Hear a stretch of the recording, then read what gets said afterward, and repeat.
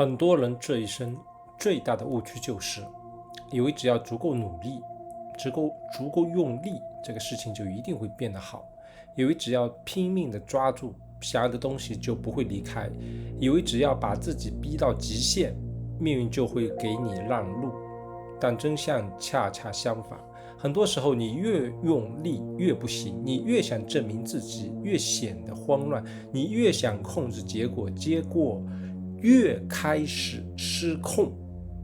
你越想抓住一个人、一件事、一个机会，他越像手里的沙，越抓越少。这就是我们中国古人常常说的着力即差。一个人的用力过猛，他其实内在会带着一种强大的恐惧，因为他觉得现在不行，急需要强大的力量注入他不是在创造，其实他里面有恐惧，他也不是在行动，他只是一直在补漏，他没有觉察到自己是 OK 的，是已经 OK 了，是完成了的。他一直觉得这个不行，不够，要极大的赶上，所以他一直处在一种匮乏的状态。他不是在靠近这个结果，他是在拼命的那个对抗那个不被看见、不被承认、不被拥有的自己。所以最后你会发现，真正让你疲惫的往往不是事情的本身，而是你背后的那个强烈的执念。所以拼命的努力背后，它有一个巨大的执念。你想快一点的成功，你想马上被认可，你想立马的翻身，你想让所有的人都看见你终于赢了。于是你每一个动作里面，记住，你这样子的做，每一个动作都会带着紧绷，每一句话都会带着证明，每一次努力都会带着乞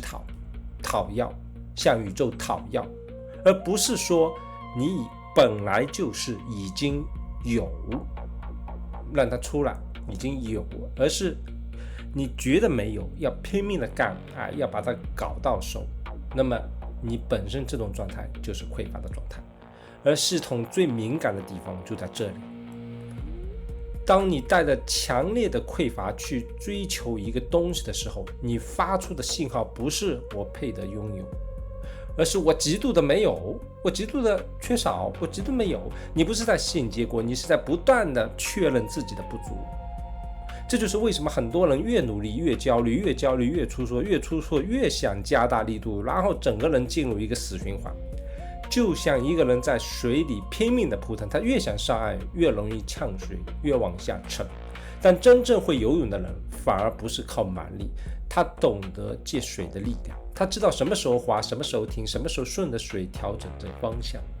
人生也是一样，很多的事情不是靠你硬堆出来，而是当你的 enjoy， 当你的频率，当你的状态对了，它就自然的开始流动。你仔细的回想一下，你的人生那些真正顺的时候，真的是靠你咬牙切齿换来的吗？很多时候并不是这样子，他们往往发生在你没那么执着的时候，他只是在正常做事、正常生活、正常表达自己。最重要的是享受它，享受是个很高的频率。然后的话来了，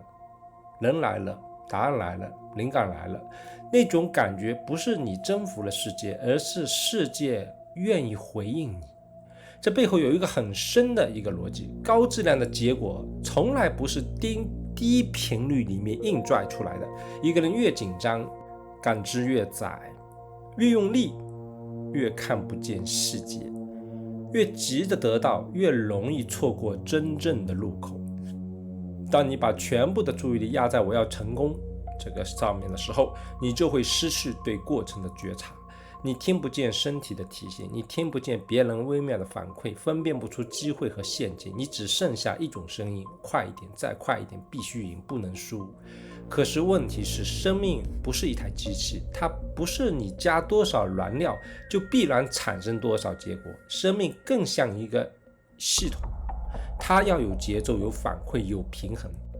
当你过度的施压，系统就会自动产生调整这个平衡。身体会让你疲惫，情绪会让你崩溃，关系会让你摩擦，事情会变得卡。不是命运在惩罚你，而是你的生命系统在提醒你，你已经偏离了频率的节奏。很多人听不懂这个提醒，他一疲惫就更逼自己，一受挫就更加否定自己，一失败然后就马上加倍的那个削尖头的这个开始努力。于是他以为自己在进步，其实他是在透支；他以为自己在变强，其实只是在变硬。真正的强大不是一直紧绷的，真正的强大是你在该用力的时候用力，该松开的时候松开，是在你享受这个东西。我再次强调，享受是很高的频率，频率很高的时候，时间就过得很快，瞬间就过去了。很多人不敢松，因为他一松就会觉得自己不好不配，他一休息就会觉得自己我会落后了，他一停止证明，他就会觉得自己要被世界淘汰。这就是很多人现在最深的精神的牢笼。你不是被事情困住了，你是被那个必须一直努力的一个概念困住了。你把紧张当作上进，把焦虑当作清醒，把透支当作责任，把自我折磨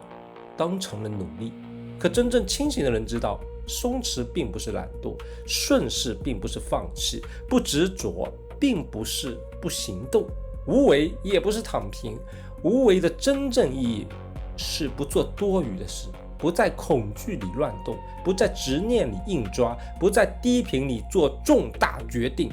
不让自己的动作变成系统的阻力。你依然可以行动，但你的行动不再是为了证明自己；你依然可以追求，但你的追求不是为了填补空洞；你依然可以努力，但是你的努力不再带着自虐和讨好。这才叫做松弛的行动。这种行动有一种很强的、很安静的一种力量，它不吵不急，不需要到处解释，它只是很稳定的向前，就像树木生长。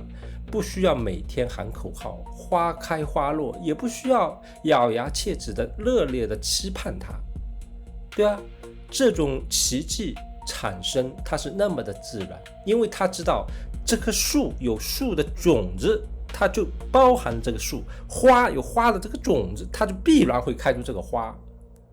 真正高级的生命从来不是硬挤出来的，它是在合适的土壤、合适的时间、合适的状态自然的发生的。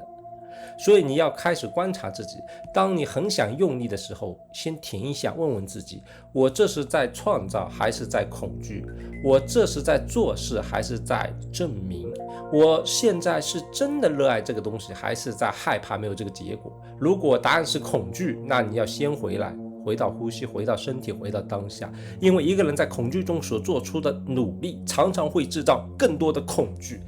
因为你在努力的频率，你这个频率不管你目的为何，你只要现在经历这个恐惧，这个散发恐惧的频率，那么你必定带回更多的恐惧。你越害怕失去这个人，然后就会越容易让这个人感觉到窒息。你越害怕失败，然后的话，这个失败就会找上你。你越怕来不及，